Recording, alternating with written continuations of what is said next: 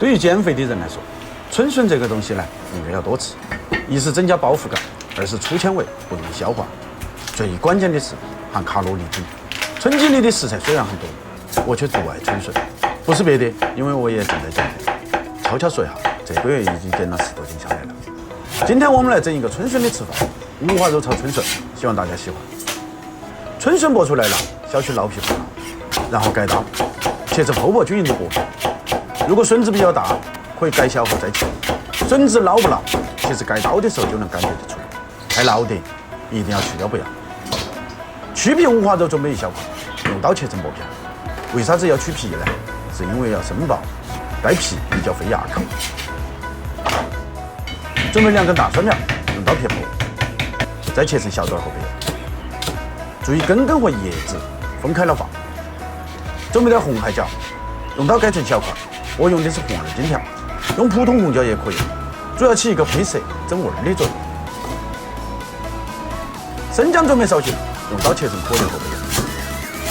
大蒜来几颗，用刀撇破。起锅，锅中加适量清水，撒少许盐，开大火烧至沸腾，少淋点黄酒。锅中水开了就下竹笋，轻轻推匀。等水再次沸腾后，继续煮个3分钟。倒出炒好的竹笋，用凉水快速冲一下，一是快速降温，二是冲去一些残留的浮沫。重新起锅，锅烧热了就下油，滑锅，先支一遍锅，把油倒出来，锅中留点低油就行了。把五花肉倒入锅中，中小火慢慢煸炒，爆出猪肉中的多余油脂。等看到肉片有些变黄了，就差不多可以了。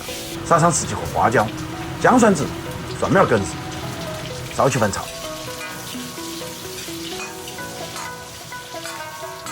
把竹笋重新回锅，淋上少许花雕，快速翻炒均匀。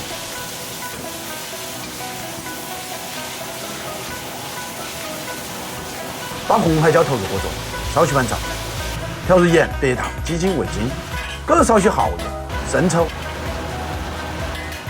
把蒜苗叶子甩进来，淋上少许清水，大火快速翻炒均匀，美味即成。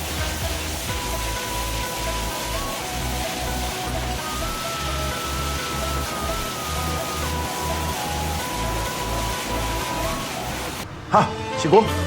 喜欢的点赞，不喜欢的点完赞后下期再看。